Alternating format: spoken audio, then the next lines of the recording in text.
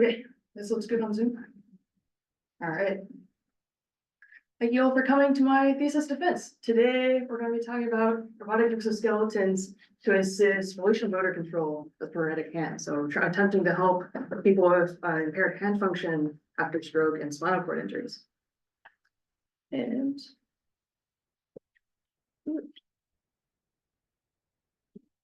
right, we will do it with mask.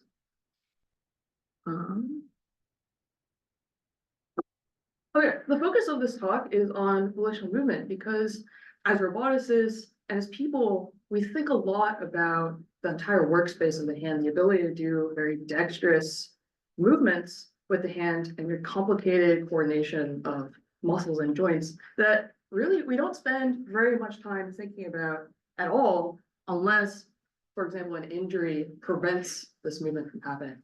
So I'm actually going to motivate this talk with a bit of a personal story. This is around 2 years before I started the PhD, and this is an MRI of my knee after I had a climbing accident. And here we have a patellar tendon injury and a gone ACL, which you don't see here. And my knee was really only immobilized for around a week or so. And after recovering from the reconstruction surgery, this GIF here is my first steps, which really only happened like 2 days after the surgery itself, and that was straightforward. However, the attempt to regain the neuromuscular control and the coordination needed to run, that took, this is a year after the set of surgeries, and this is my very first terrible attempt. Getting the ability to run again took the better part of 2 years in intensive therapy and practice. And the emerging research from the rehabilitation committee sort of made it clear that in order to regain motor control necessary to perform neuromuscular coordination in complex tasks such as running, or in this case, attempting to even open the hand. This is one of our stroke participants trying to open the hand to pick up this wooden block.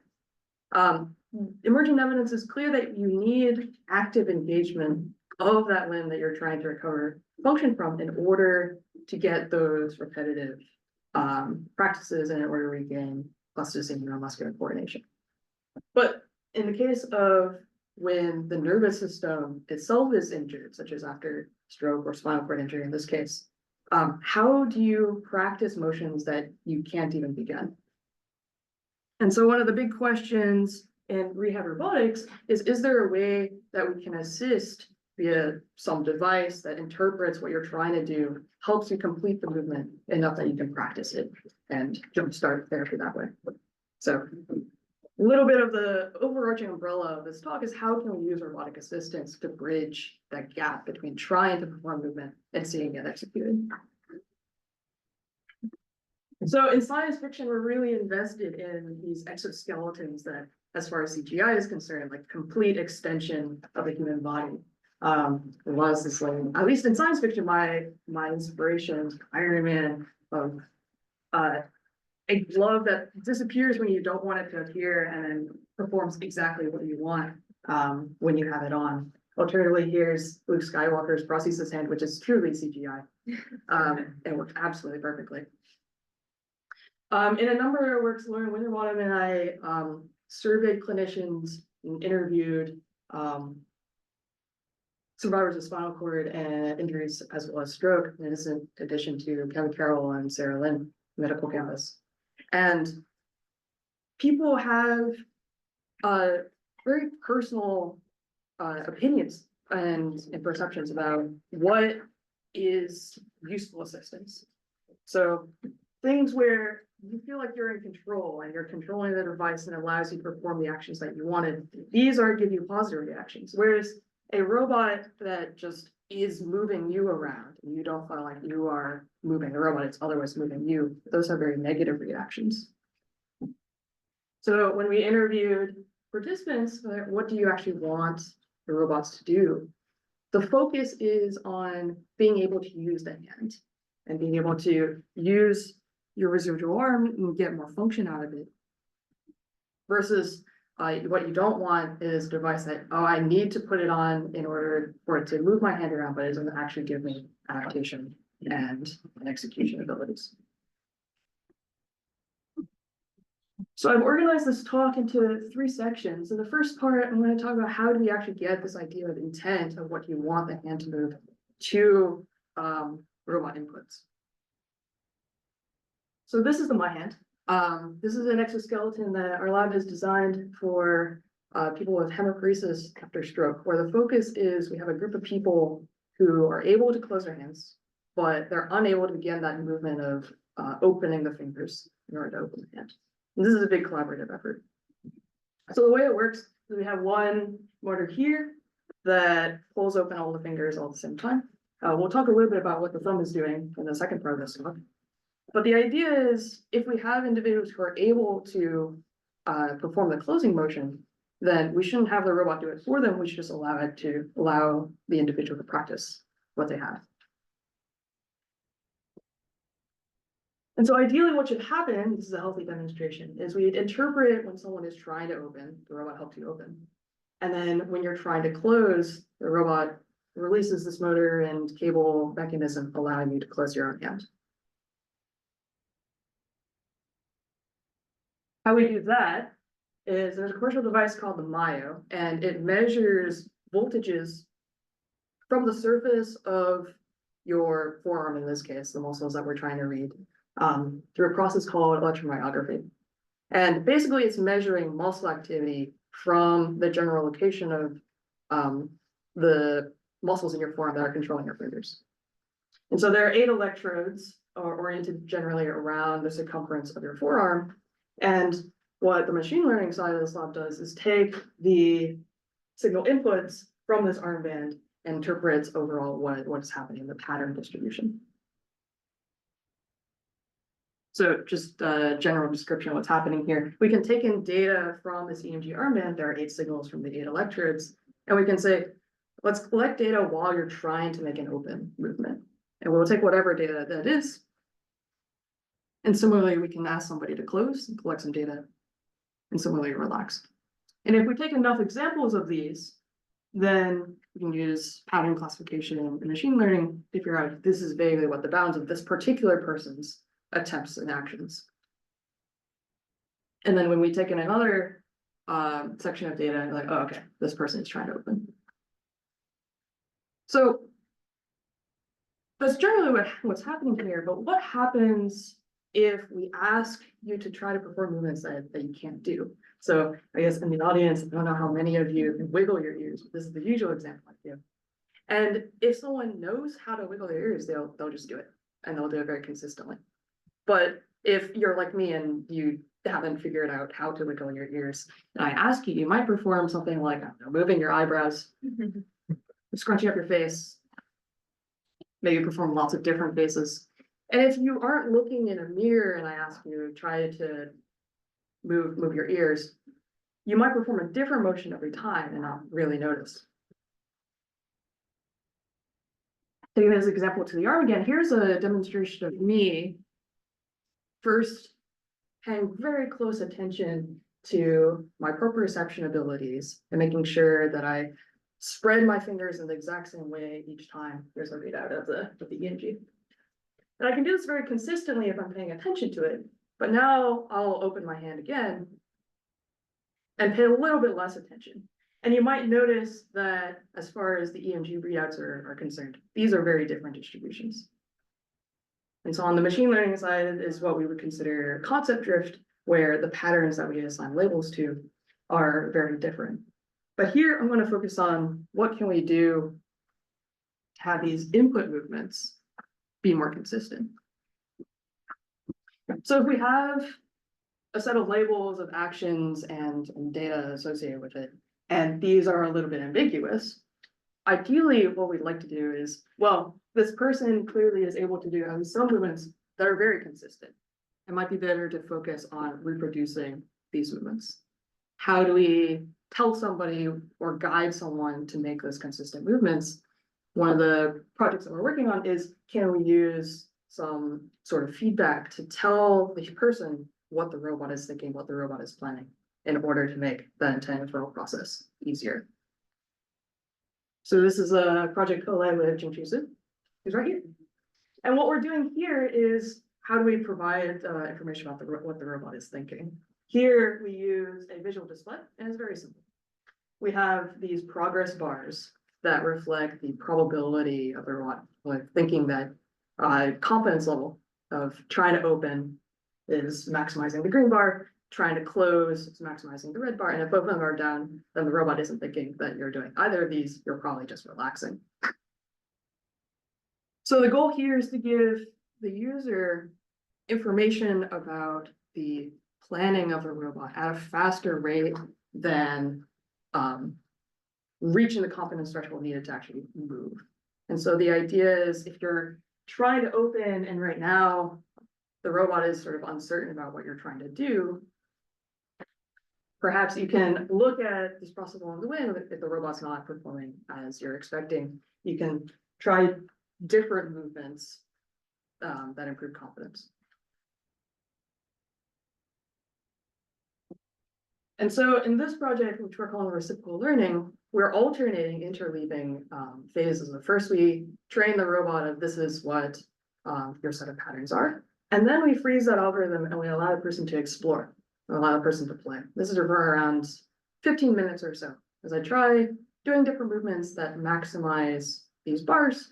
The bars reflect the probability of the robot thinking that you're opening and closing. Try to find movements that you can reproduce that are distinguishable. So after the person is allowed to explore and play, then we collect more data. It's like, okay, so now this is what the person's trying to do when they're trying to open, trying to close, trying to relax. And in this training process, what we find is, here's an example of the first part of this training process. We've trained the classifier, and then these intents are sort of jumbled up together, and it's hard to determine what is a region corresponding to open and close and relax. After training, the groupings of where is open, where is closed, where is relaxed, these become much more separable. We did this experiment with 5 stroke participants, and what we found is that overall intent performance improves for some of them. And for some others, the overall robot performance stays around the same. So we didn't really hurt, but the person either found already the most optimal set of separabilities, or didn't find a sort of more optimal set of motor behaviors. However, if we look at what the robot sort of algorithm process is thinking, we're calling this variance of how far away are the open intents compared to, say, close or relax. The variance goes up for all the subjects. And so we find that this process of providing feedback to the user and co-training the user and the robot together can help users find and generate the EFG patterns. This idea of allowing the user to take advantage of creativity and adaptation and processes that they've already used is not new to us. This is something that you do as a course of everyday motion.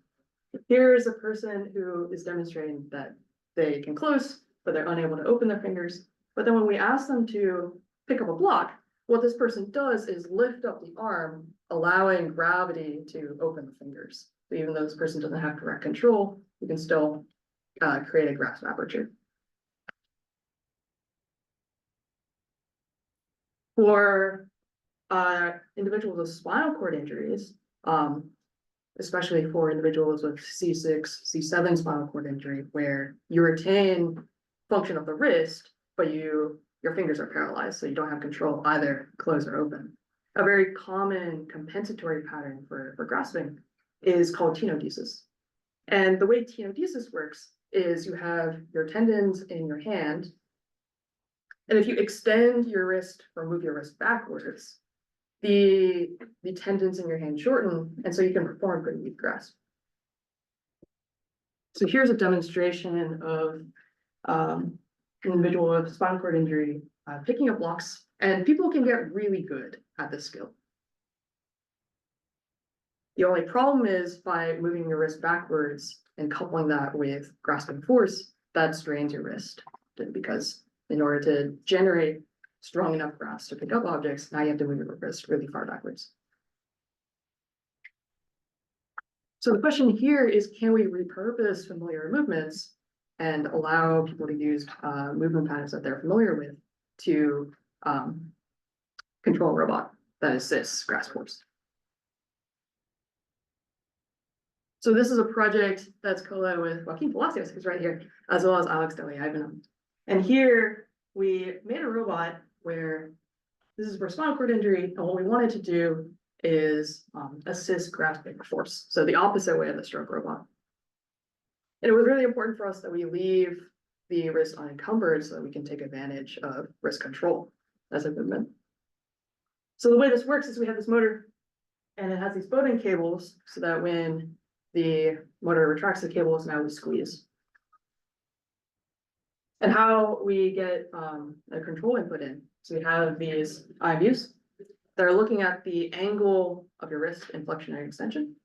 And we're modeling this after the tenodesis pattern that someone's already familiar with. So if you bend your wrist backwards, now your hand closes and it keeps closing. If you move your wrist forwards, now the robot will release the tension on the cables, allowing you to open. And then anywhere in between these two angle thresholds, which is arbitrary set based on user preference, but anywhere between these two angles, the robot stays put. What's unique about this control input is it's basically a velocity controller. It's throttle based. So now anywhere in beyond the threshold regime allows the robot to move, which decouples the exact wrist angle from force. And so here's an example of a person trying to pick up a steel paperweight. This is around 400 grams. It's kind of heavy. And it's smooth, and this person doesn't quite have the grasping forces necessary to pick up this smooth, heavy object. But for robotic assistance, you can have the same wrist moving motion, and we can assist the force.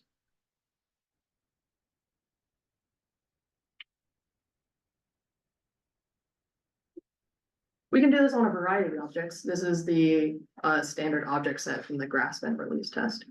And something that we find is when we compare, so the darker colors are no device assistance, and the lighter colors are with device assistance. We can put on a robot on a person with around 15 minutes of practice in total, and then one practice attempt for each object. And something that we find is if you were already good at picking up an object, the robot doesn't super impede your ability to pick up these things, which is one thing that we were worried about with bulkiness and weight. However, there are some objects where your tenodesis is not strong enough to pick up these objects, and we're excited that we can help. Hey, this is the one.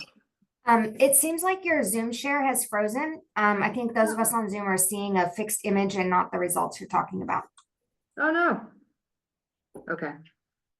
Why is that? Stop sharing and share again. I will do This that. could be because of the optimization for video. Okay. So if I choose. It's gonna blame the federal government. Elon Musk.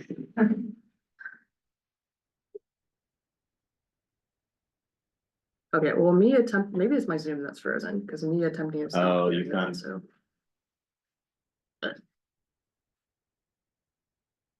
Can you leave the meeting and rejoin? Well, I had my spinning circle of progress. Technical difficulties, everybody. Please bear with us. Thank This you is so much for one of the catching that. criteria for passing a defense is successfully crashing Zoom. Okay, so.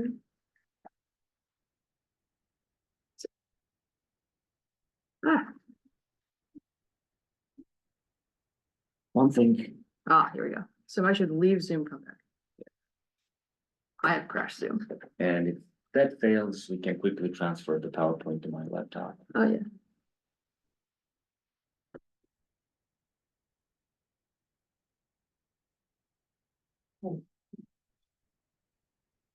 Oh, we're seeing your old self is still here. Oh, well then, So let me.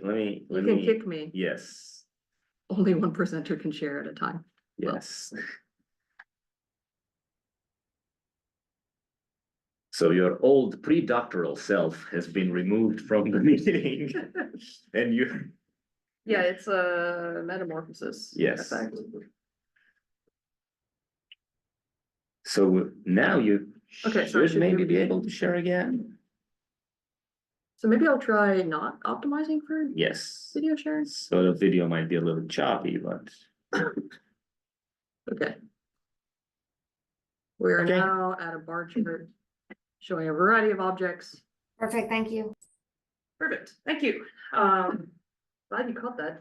Okay, so where we were was about assistance.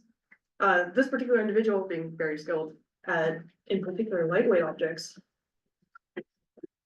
With robot assistance, you know, results may vary for things that you are capable of doing already, but there are some objects where we can help out.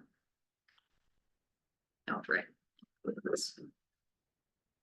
Right, another thing that we were excited about with this throttle-based method is taking advantage of user adaptation and the ability to basically fine-tune what you're trying to do. And something that we tried was, can we give someone arbitrary force targets, give someone a readout of how much force they're imparting, and have them try to maintain a certain amount of force. We find that the robot is capable of doing this for a skilled user.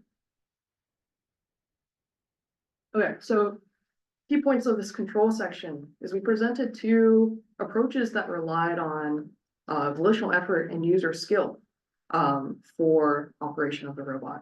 In the reciprocal learning project, we talked about how allowing the user to find patterns that were more separable helped us make the intent inferral process of like much easier.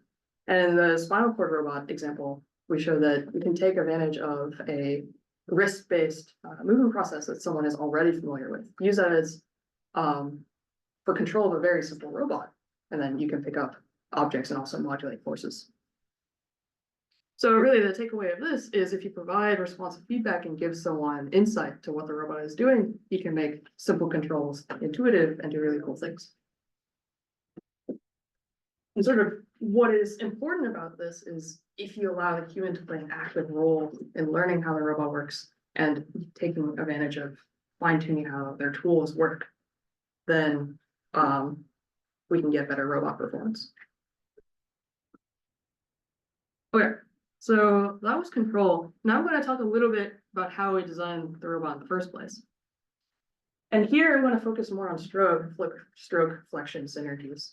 When you suffer a stroke and it affects the neuromuscular system as a whole, what happens is it's not just control and signal output that is affected, but also muscles and the forces involved as well. And so here is an example of Lauren passively opening the fingers. And what we find is that there's an involuntary synergy of someone is externally opening your hand and your thumb squeezes inwards. This is also affected by just you doing anything on this flexor chain. So if you are reaching forward, then your elbow flexes inwards, your wrist flexes inwards, your fingers flex close, and all of these basically make you involuntarily resisting the robot that is trying to open your hand. But one question we have is, can we make use of this force output, this involuntary synergy, in the design of the robot herself, and in the design itself of the robot? When we look at, here's a very small subset of the wide array of assistive and rehabilitative robots that are designed for stroke and general. We sort of find ourselves somewhere in the middle of these, where unlike many of the soft devices, we're trying to help a population of people that is actively fighting the robots. So we need much higher forces than what the typical soft robot is doing. But at the same time, we're trying to allow the person to perform half the movement, the closing movements that they're already capable of. And we're trying to do this in a lightweight and portable fashion. So putting it somewhere in here. And the idea that we want the robot to sort of release and not be assisting all the time. It distinguishes us from some of the more passive spring-loaded devices. So what we do instead is we do this cable-based approach where, again, we have this motor that uses these cable-based systems to open the hand by extending the fingers. And here we also have a motor to supply the thumb extension movement that you're not able to use. But here we add this passive cable. And the point of this passive cable is to stabilize your hand in your thumb in opposition. And this relies on the body tension of the flexor synergies. I think this requires a little bit of explanation. So what happens if we don't have that passive cable constraint? So if you were to open your hand and not provide your passive cable constraint, basically you're pulling the thumb away from the body in order to extend it. And that means that for majority of this aperture space, the thumb is not actually doing anything useful. Whereas if we have this constraint, as we open the hand, the thumb is in a place to oppose the entire time. In the study, we were interested in what does this active thumb extension do for you, as opposed to the more simpler method of just rigidly splinting the thumb. And so we did a comparison where we have, what does it look like without any device? What might it look like if we just fix the thumb extension motor in place and just put in a general grasping pose? And then we have our two cable mechanism where we're having cable tension, and then the thumb is held in opposition the entire way. We did this experiment where we have participants pull on the series of objects that are tethered to a stiff spring so that we can measure forces along the way. And something that we find is that people, depending on whether the thumb is assist or not, people choose different strategies for how they approach grasping the object and where they place their hands. And what that means is when we measure the forces from this tethered object, and we're asking how much force are you able to pull against? So you need to grip the object, pull without having it slip, because then the forces go back down to zero. If we look at the peak forces for our three conditions being no device, and then the thumb held in a static pose, then the yellow is the active extension resistance. Note that we're not assisting flexion, this is all just helping with positioning. Something that we find in what you'd sort of expect is that having the robot present means that whatever force, it's all related to your arm, so it's not actually related to what the robot is doing. So yes, there's a difference between having a robot present in order to open your fingers and thumb, but not so much between the two thumb conditions. But what we were interested to find is that the duration, so how long you could actually pull on this object before it slipped out of your grasp, having thumb extension assistance helps out surprisingly a lot for this. You might also wonder what it might look like for just objects of different sizes.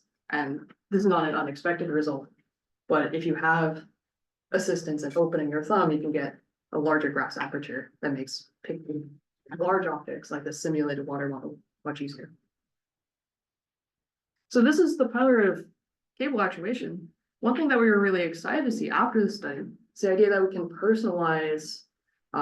These cables are lightweight, we can easily reconfigure them. We can personalize them to meet whatever specific demands for a given individual. So actually after the thumb study, we recruited a new stroke participant, and unlike that normal or that typical flexor synergy pattern that we saw, this person, when you extend the fingers, the thumb moves the other way.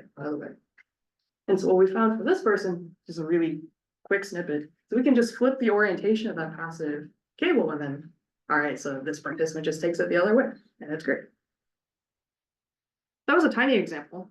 As a larger example, we had a stroke participant who also had, as part of the stroke synergies, this overpronation. So the twisting of your arm such that your palm is sort of downwards.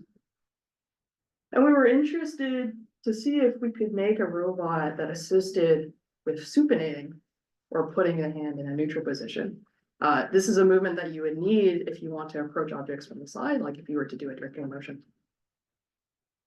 But of course, we have this robot, and the robot takes up some footprint of the arm. And so we wanted to know if we could provide this assistance without obstructing the existing range of motion, without obstructing the existing footprint of the device. The way we do this is a spiral-based mechanism.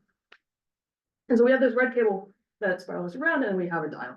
that you can manually adjust to whatever wrist pose you might want. And this is modeled after the anatomical muscle groupings that rotate the arm of your, or the bones of your forearm around to accomplish supination. Something that we were really excited about with this design is by using a single cable method, we can anchor this kind of cuff at the forearm. We can fit this entire mechanism in the footprint of below the elbow. So unlike other devices of this class, we don't have to couple elbow extension, elbow flexion to the orientation of the hand. So for this individual without assistance, if we on the reach forward, the flexor synergy has you overpronate and you're unable to hold the device upright. Here, what we find is we get a more upright pose, even though we are still like overpronated a little bit. And of course, we were pleased to see that this is sufficient for picking up objects and drinking motions.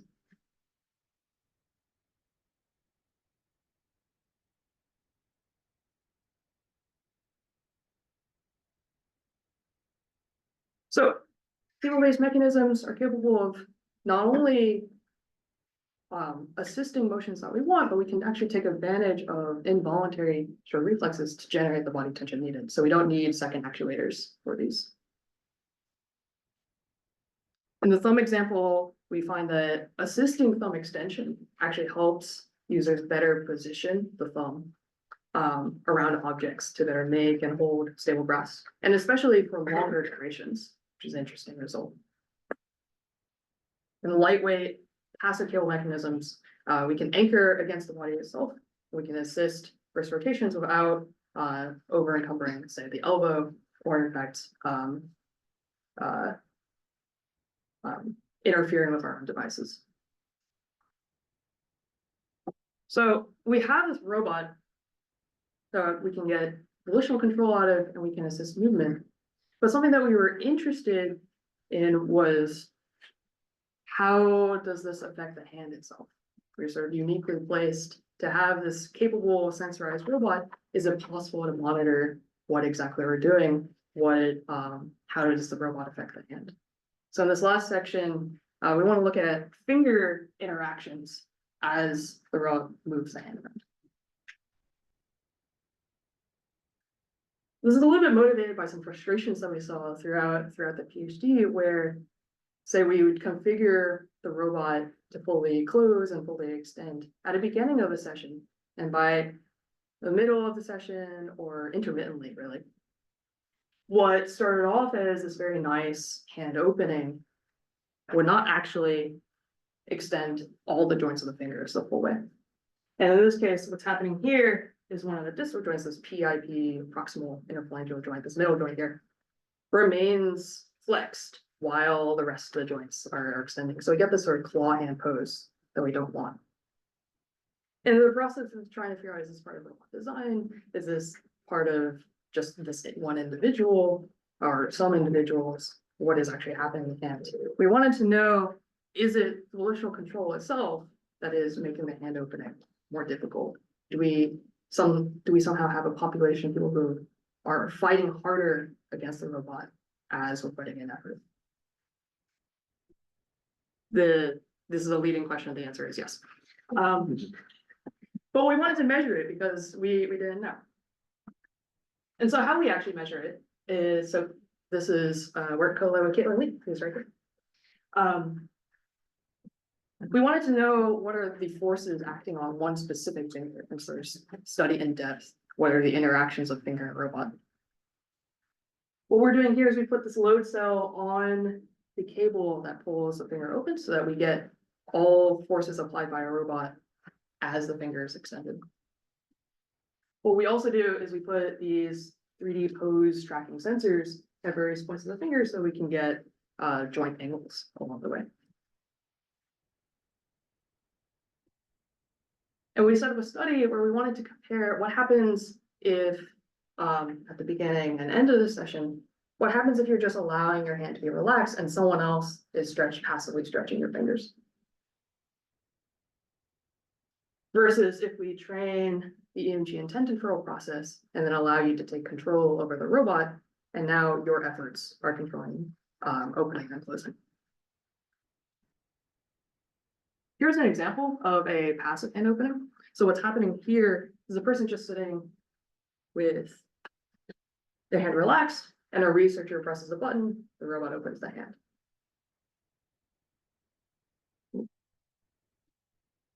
We can compare this with, we ask the person, please open your hand under EMG control. You might find that it's a bit more difficult, and also that the hand, in this case, does not completely open. We collected many, many hand openings under these conditions. So to explain the different colors, blue and red are the passive phases at the beginning and end of the experiment. We wanted to see whether all this activity was actually a function of effort versus just over time we've collected many hand openings. And then we have these two phases of active where the orange one is in free space and we just say, please open and close your hand, versus what happens if you're transferring an object back and forth. And what we find for 3 stroke subjects is that if you look at the cable displacement and the net force on the cable itself, the slope of this line is what you could consider a stiffness or resistance to the hand opening. And what we find is that the slope is much higher for active effort. And these are the first continuous measurements for robot-assisted opening for stroke. If we plot all of every hand opening measurement that we saw, so these are all stiffnesses, this is just count, ordered in chronological order. And we also plot what the associated EMG activity is, so whether your muscles are working. This is all relative measurement.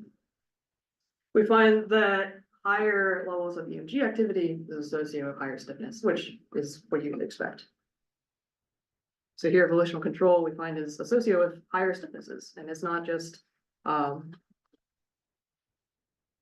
the robot shifting over time, it's actual resistance coming from the fingers. So that makes our robot design more difficult, and we're trying to figure out what to do about this. Allison Okamura's group at Stanford, this is a collaboration with them. What they previously found is that if you apply vibrotactile stimulation, there's been a lot of work in focal vibration therapies where you would vibrate the muscles, and this decreases the baseline passive stiffness muscle tone that you might find. But what Caitlin Syme and Allison Okamura's group found was you don't necessarily need to apply the vibration directly at the muscle. What you could do instead is apply it generally cutaneously. And in this study, if you apply it for a really long time, 3 hours a day for approximately 4 weeks or so, and then you study effects, the decrease in baseline stiffness is pretty comparable to what you might do with a more invasive intervention such as Botox injection. And so we were really excited to read about this work, and we wanted to know, is there an immediate effect that we could take advantage of in the context of robot effort and use?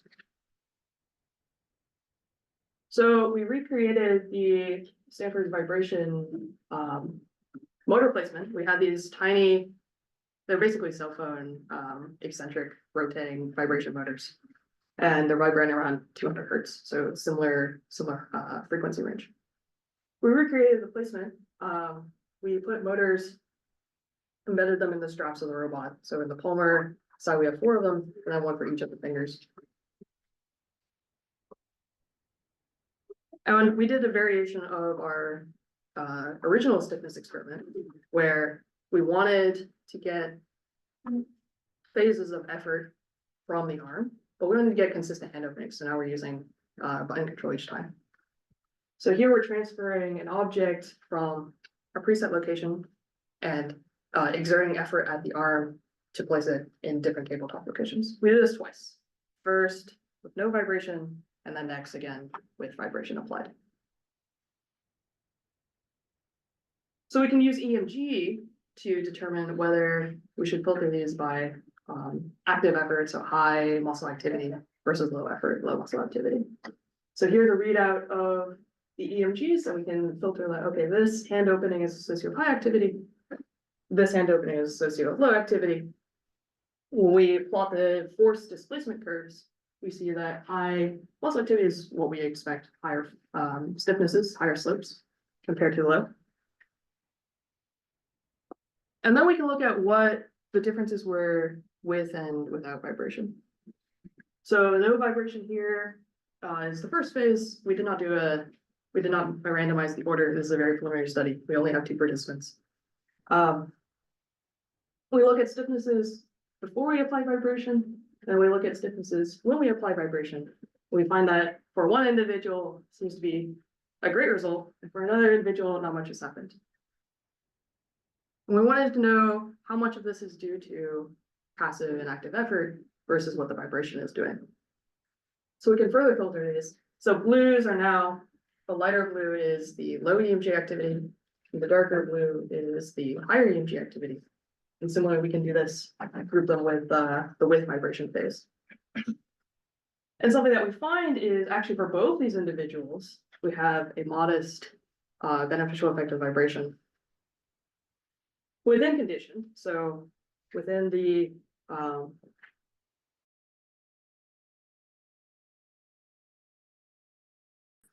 but whatever effects that we might see with and without vibration are not enough to overcome the putting in effort increases your stiffness.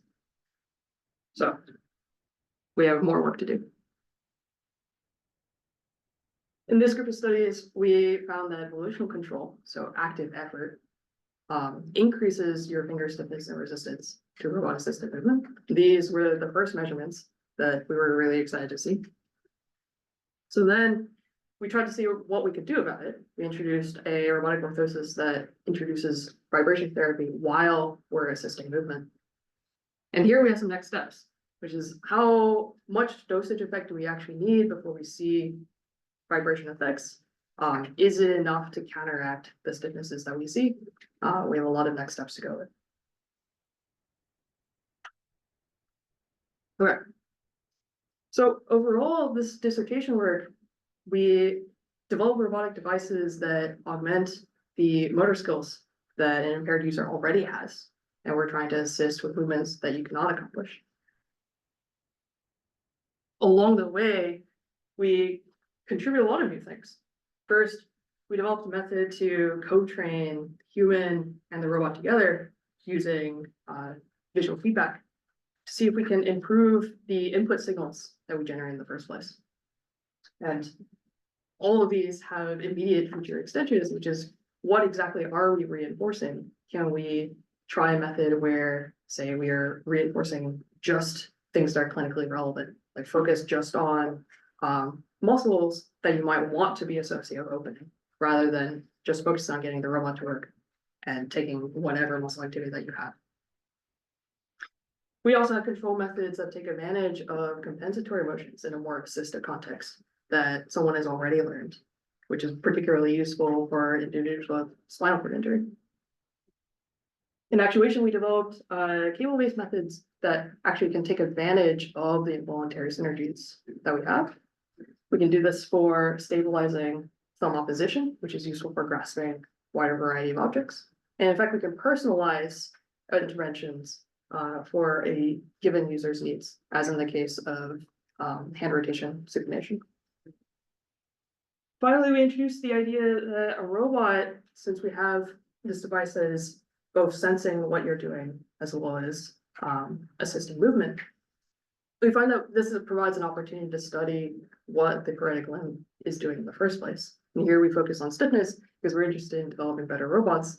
But in the process of actively assisting movement, we find the first observations of an increase in resistance as we're assisting movement, as well as an attempt to sort of decrease the stiffnesses that we see. So the current state of the art for rehabilitating the hand after stroke and spinal cord injury focuses a lot on passive splints, passive stretching, but active engagement of that impaired limb is really important for practicing the repetitive motions and regaining the neuromuscular control that you might want to see. So when we're building devices that actively help connect the neuromuscular coordination, we've introduced a number of projects that take one step along the way towards future devices that are more responsive and more accessible. I'm sort of excited over the course of this PhD to see an increased number of devices trying to target the particular population that we're looking at, where you need significant forces and careful data collection to get the individual patterns. But still, there's a lot more work to do before these devices can be used in the real world outside of the lab conditions. I have some notes about where I see the future of the field going. I think the future of the field should really rely on these simple, easy to adjust actuation schemes. We found a surprising amount of success with like very simple movement assistance, but coupled with systems that are intuitive and easy to understand, and ideally in the future, something that someone could take home and then modify on the fly. It turns out that continuous adaptation and sensory feedback is extremely important to get both robot performance working, but also for a user to understand what the robot is doing and what needs to be done and what movements, what behaviors you want to impart. I'm really excited about robots in dual roles of monitoring the effects of your own intervention while you're assisting movement. I think along the way of the projects in this PhD, the idea that we had to build the instrumentation needed to evaluate our own robots and evaluate the designs as we apply them. I think robots uniquely provide this ability to both measure and intervene. Finally, I think the future of the field needs to begin aligning the training paradigms itself and understand what variables are we affecting, and while we're building the devices that do them.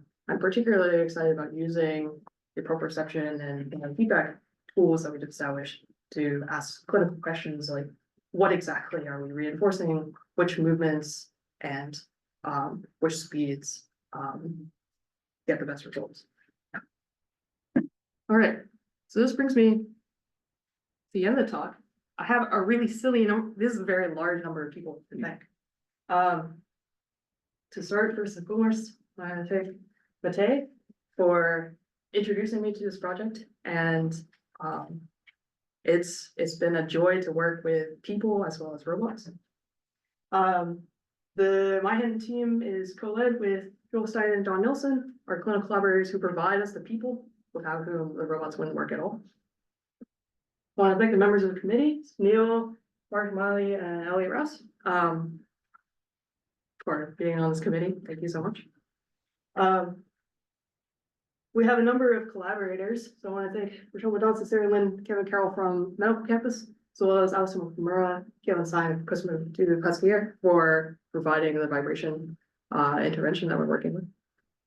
The MyHand team itself is very large, and I want to thank Jingxi Su in particular for being the software half of this team, as well as Lauren Winterbaum for being our occupational therapist and knowing everything about stroke and spinal cord that there is to know, as well as looking at the future, Caitlin Lee, Richard Wong, Joaquin Palacios for expanding the scope of what these projects could do, as well as Samu and Cassie for building the first set of MyHands and first method of intended for all.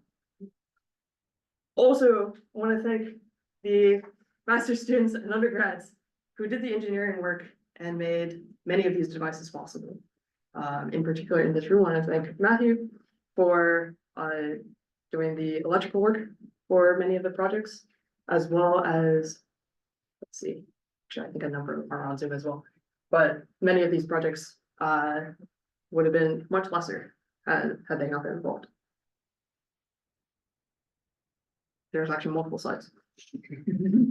In addition to the collaborative work for the research, I also want to thank my lab mates for making the last 6 years just an excellent place to work, as well as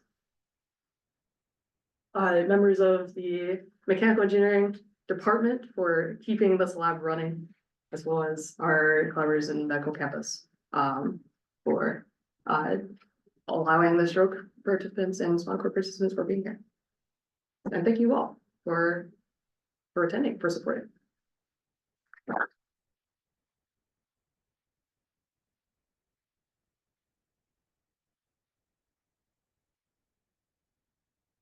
Thank you, Ava, for this wonderful presentation. We have time for questions from the audience who's here. Or some of the audience could be on Zoom, but who are not necessarily committee members. We have 30 people on Zoom. So.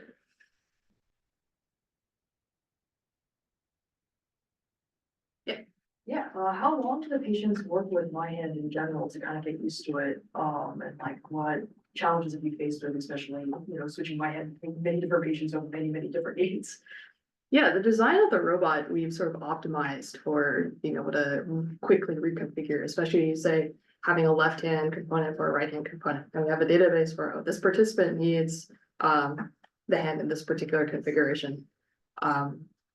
For the individual projects themselves, much of them really only take a small amount of task-specific practice. So for all the projects that I presented, we usually had an example round where we show this is where we'd like for you to transfer the object from this location to this location. When we're training intent inferral, the collecting that initial round of data takes around 5 to 10 minutes, depending on how much data we actually want to collect for the task that we're specifically doing. And then overall configuration of the robot and seeing, does it respond the way we expect it to? That can take anywhere between 10 and 25 minutes, depending on what the exact experiment is. But that's only half of the story. We have been fortunate to have a very invested set of volunteers who, some of them have been working with my hand project in various experiments since even before my PhD. So we're very grateful for them to keep coming back and playing with our robots. Yeah. Great presentation. Have you actually looked at the effects of the robot like before or after treatment, like Botox injections? We have been only just monitoring because we don't restrict when someone might choose to get their Botox injections. Some of the participants choose to and some of them don't. In the case of the stiffness experiments, we were trying to schedule all of our experiments to either all be before someone gets a Botox injection versus some cool down time afterwards. But I personally am not. In a experiment in 2020, Songwoo and Cassie did a month-long study where they were doing around a week's worth of practice and then performed Pupilmeyer and ARAT to see if continual practice with the robot had therapeutic effects. And a little bit of this motivated the my focus on volitional control, because I found that one of the takeaways from that set of experiments was it seems to matter when someone feels like they are involved in active control of the robot, and we should spend less time thinking about passive, just open and closings. Yeah. Between the two sensing strategies, the like EMG and wrist angle base, like you mentioned that the wrist angle had like using that method just by itself would like increase like injury over time and stuff.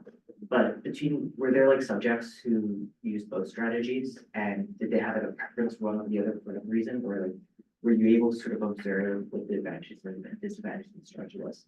We actually haven't done a comparative study between multiple control methods, and that's also on the list of things that we really should and really want to try.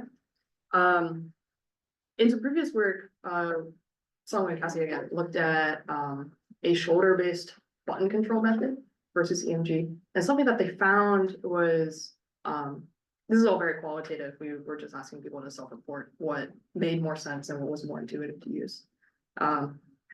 People really liked the idea of intuitive or like feeling like they're just trying to perform a movement and the robot responds to this. So actually we're trying to get EMG control working for all subjects. But the process of training it is sort of individualized, whether it has a good effect or not. So for some of the experiments, we focus more on repeatability so that we can collect the data that we needed and we revert back to button control. But ideally, I think using via EMG effort from the impaired arm itself is the correct way to go. Really great talk. I guess my question is, a lot of the work with the device is using it as an assistive device to perform tasks. But also with the vibration work, you can see effects of reduced finger stiffness over time.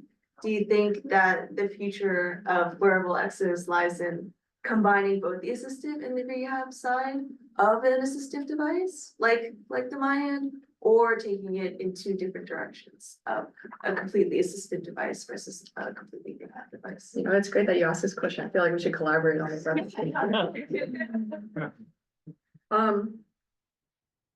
I think there are many tools for specifically assistive contexts that are much simpler and much easier to use than this one.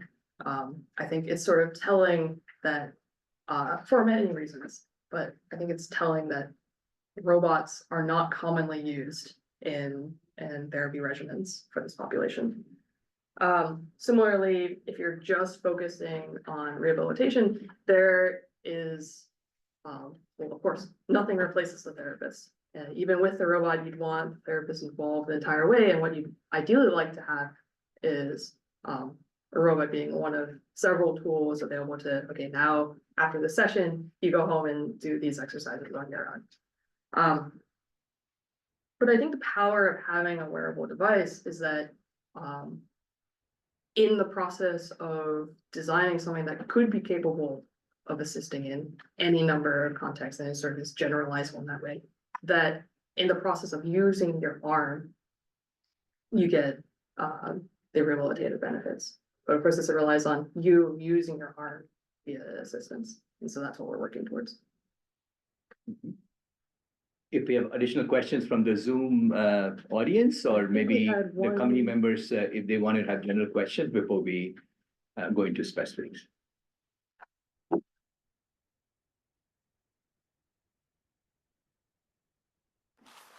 I have a question. The volitional stiffness work I thought was really interesting. And it looked like in some of the subjects there was like individual lines that were like, was that sort of individual attempts or different days? Like, is the stiffness varying like depending on something they're doing, or just like woke up this morning and my hand's stiff? All of the data from that experiment was in the same sessions over the course of the same 90 minutes. What's interesting is in both the EMG control setting and also the button control, you're reaching forward to get effort setting. There are individual cases where the resistance is really high. There are individual hand opening attempts where the resistance is pretty low.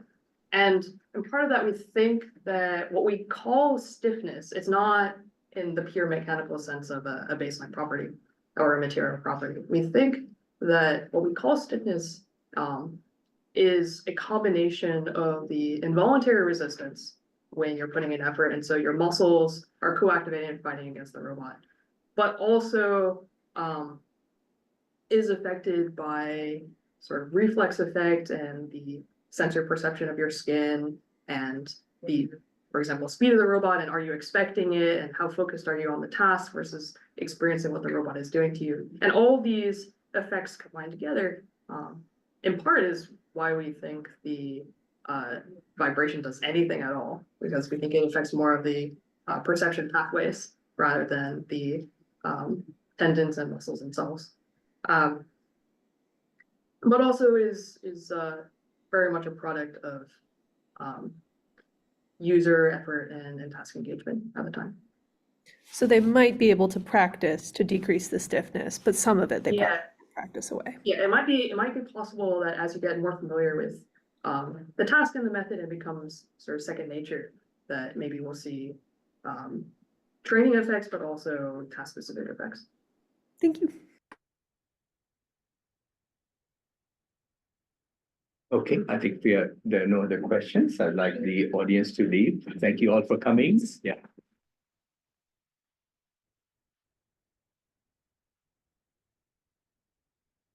Thanks, everyone, for coming.